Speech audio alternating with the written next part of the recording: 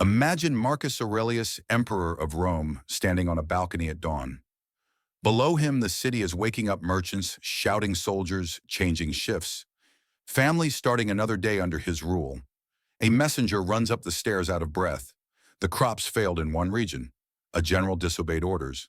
The people are angry. The Senate is complaining. Your family also has its own conflicts.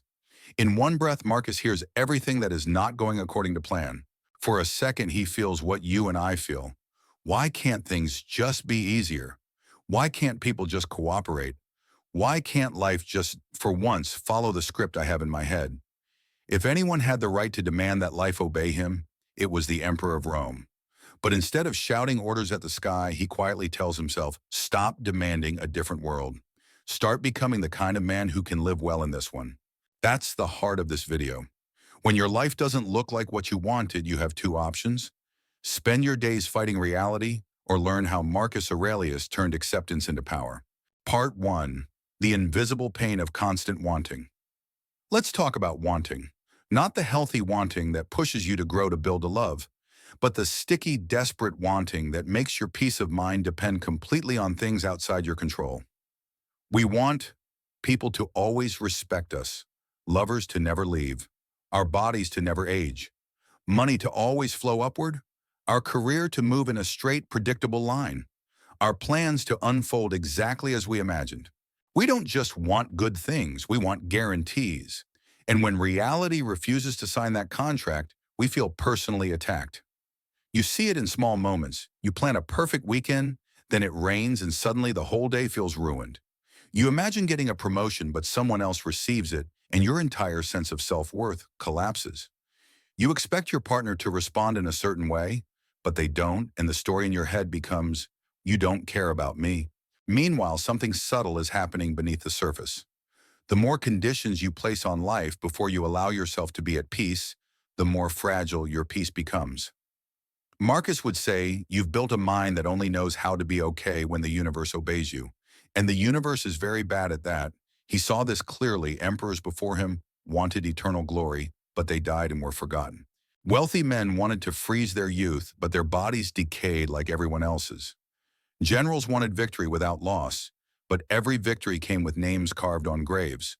From a Stoic perspective, wanting isn't the enemy, but wanting the impossible is wanting people to have no flaws, wanting time to stop, wanting misfortune to never visit your life, wanting the world to shape itself around your personal preferences. The more you demand the universe to bend to your will, the easier it becomes for life to break you. That's the invisible pain of constant wanting. You become emotionally dependent on things that were never yours to control. Part 2. The Stoic flip from demanding to cooperating. Here's where Marcus does something most of us never learn to do. He doesn't simply say, stop wanting. Instead, he reverses the direction of his desire.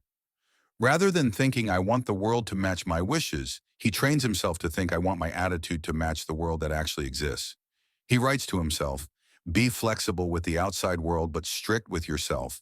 Don't waste what remains of your life worrying about what other people are doing. Want things to happen as they happen, not according to your private script. This is the Stoic break in the story.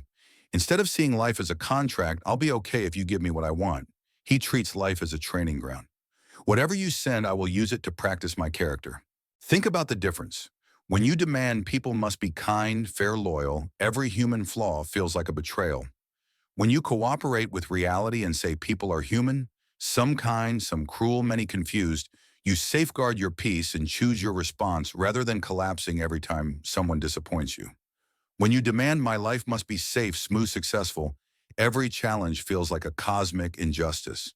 When you cooperate by saying life is change, loss, surprise, and growth, each difficult moment becomes an invitation to strength, patience, and wisdom. Marcus wasn't passive. He still made laws, led armies, and worked to improve Rome. But internally, he refused to build a mind that depended on everything going his way. He knew one thing clearly: you cannot control the script of the universe. You can only control how you show up in each scene. And that brings us to the practical part. How do you actually live like this when your bills, relationships, and fears are very real? Part 3.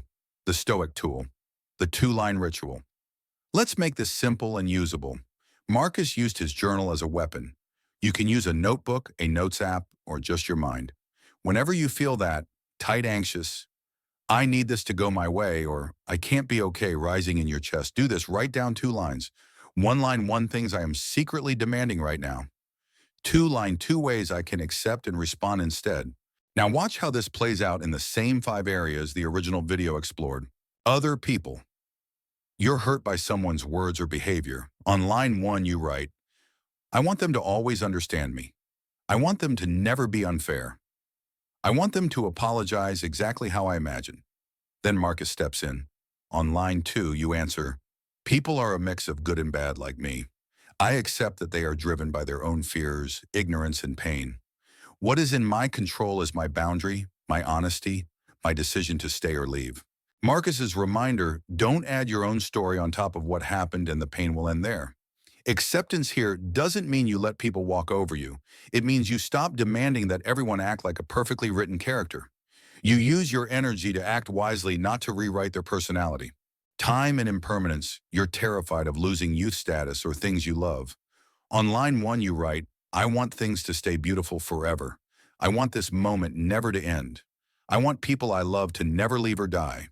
On line 2, you answer, everything I see is temporary empires, reputations, bodies, even my own thoughts. Because nothing lasts, I choose to enjoy what I have now instead of demanding it to be eternal. Marcus reminds himself, each of us only lives this brief instant. The rest is already gone or not yet real. Acceptance here doesn't make loss painless, but it does remove the extra suffering of this should have lasted forever. Nothing in nature works that way, and you are part of nature. Misfortune and fate. Something goes wrong, illness, financial loss, betrayal. On line 1, you write, I want a life without misfortune. I want guarantees that this will never happen again. I want the universe to protect me from all pain.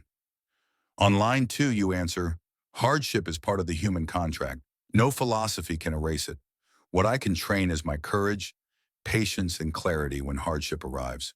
Marcus suggests you rewrite your prayer. Instead of please make this person stay, please save this job, please remove this fear, try give me the strength to endure. Give me the wisdom to act well. Give me the courage to let go of what I cannot keep. Now your prayer is no longer a bargain with reality. It becomes alignment with reality. Even when misfortune arrives, you are not completely at its mercy. Change, you want things to stay the same. On line 1, you write, I want this phase of life not to end. I want this relationship, this job, this identity to freeze exactly as it is. On line 2, you answer, everything I love came to me through change. Change is the price of being alive. I can feel sad about what is leaving and still trust that the same force of change will bring new forms of meaning. Marcus calls the world nothing but change. To hate change is to hate the very process that made you possible. So instead of resisting, you ask, how can I move with this change in a way that honors who I want to be? Your own nature. You look in the mirror and wish for a different body, a different brain, a different starting point. On line 1, you write, I want to be taller, smarter, prettier, richer by default. I want a different past, different parents, a different story.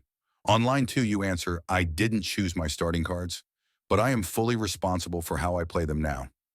I have a rational mind. I can choose how to interpret my situation and what I do next. Marcus finds his joy not in having the best body, the easiest life, or the most pleasure. He says his joy is keeping his mind clear, not turning away from what happens, welcoming what he sees and treating each thing as it deserves. Acceptance here doesn't mean you never try to improve. It means you stop wasting years wishing for a different past and start using your present like someone who is finally awake. Part 4, living lighter when acceptance becomes power. So what does stop wanting, start accepting really look like in a life like yours? It does not mean quit your goals. Sit on the couch and call it stoicism. Pretend nothing hurts. It means you still act, work, love, build, protect, but you no longer chain your peace to outcomes you can't fully control. You still plan and dream, but you hold those plans like an open hand, not a closed fist. You still feel disappointment and grief, but you don't turn them into a life sentence.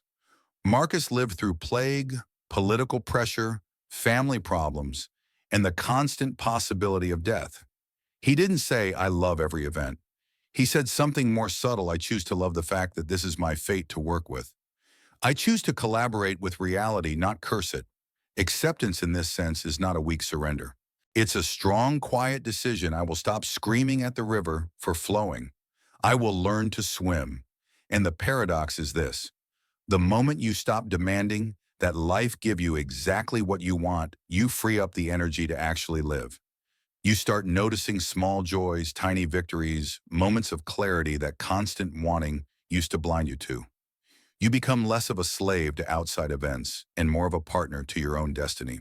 If this message resonated with you, let's turn it into a small practice. In the comments, write one word: accept. Write it as a quiet contract with yourself to demand a little less from life, to cooperate a little more with reality, to train your mind like Marcus did to be strict with yourself and gentle with the world.